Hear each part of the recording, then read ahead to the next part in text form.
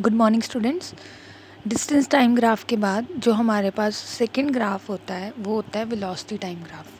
अब velocity time graph में क्या होता है कि आपको एक्स एक्सिस की तरफ टाइम लेना होता है एंड वाई एक्सिस की तरफ वेलोसिटी लेना होता है। अब देखिए, अगर मैं आपसे बोलूँ कि ये मैंने पेपर में ग्राफ बना दिया और बताइए ये ग्राफ क्या रिप्रेजेंट कर रहा है, तो देखिए ये जो वेलोसिटी है वो चेंज नहीं ना हो रही, कांस्टेंट रह रही है ना वेलोसिटी। टाइम जाता जा रहा है, पहले 1 था, फिर 2 था, फिर 3 था, फिर 4 सेकंड्स था, लेकिन जो वेलोसिटी है वो चेंज नहीं हो रही। तो इस केस में जो ऑब्जेक्ट है वो किस में है, यूनिफॉर्म मोशन में।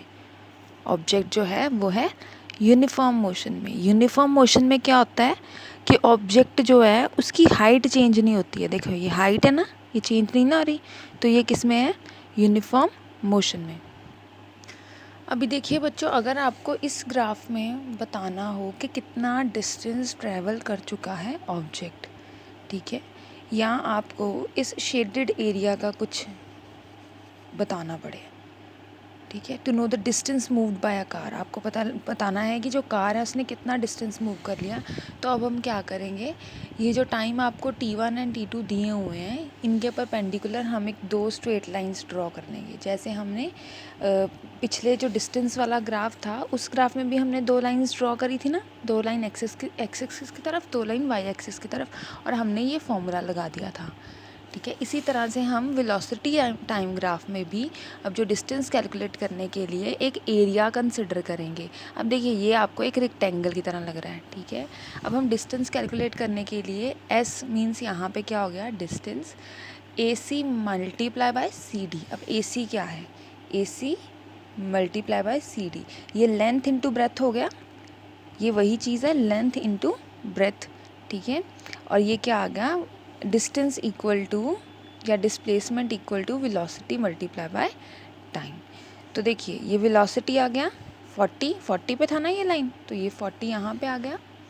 नेक्स्ट सी डी, अब सी डी हमें क्या पता है, हमें सी डी यहाँ पे पता है ये 2, और ये यहाँ पे हमें नहीं पता है, लेकिन अगर यहाँ पे 1 होता तो हम लिखते थे 4 - 1, ठीक है। लेकिन अभी के लिए हम क्या लिखेंगे, T2 माइनस T1, और ये क्या आ गया, एरिया ऑफ रेक्टेंगल ABDC। बेटा अब ये केस है वेलोसिटी टाइम ग्राफ जिसमें जो है वो जो मोशन है वो यूनिफॉर्म है।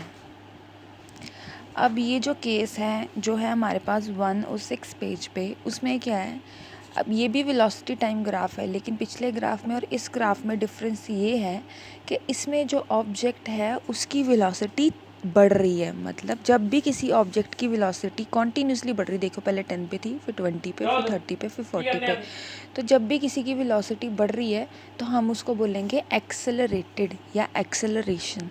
एक्सेलरेशन क्या होता है, चेंज इन वेलोसिटी। देखिए अब ये क्या हो रहा है, ये वेलोसिटी धीरे धीरे बढ़ रही है, तो जब आपको ड्रॉ करने के लिए आएगा draw velocity time graph for uniform accelerated motion, तो आप इस तरह से स्ट्रेट लाइन को ड्रॉ करेंगे। अभी देखिए बच्चों, अगर हमें इस ग्राफ में से एरिया कैलकुलेट करने के लिए बोला जाए या डिस्टेंस कैलकुलेट करने के लिए बोला जाए तो हम क्या करेंगे, 2 स्ट्रेट लाइंस एक्सिस की तरफ and 2 straight line Y axis की तरफ। अब हम क्या करेंगे, इसके बीच में हमने खुद से ये लाइन जो है ड्रॉ करी। अब हमें पता लग गया ये एक बन गया रेक्टेंगल और एक बन गया ट्राइंगल। अब हम क्या करेंगे, एक बार फॉर्मूला देखिए एस लगा दिया, S equals to area of ABCDE।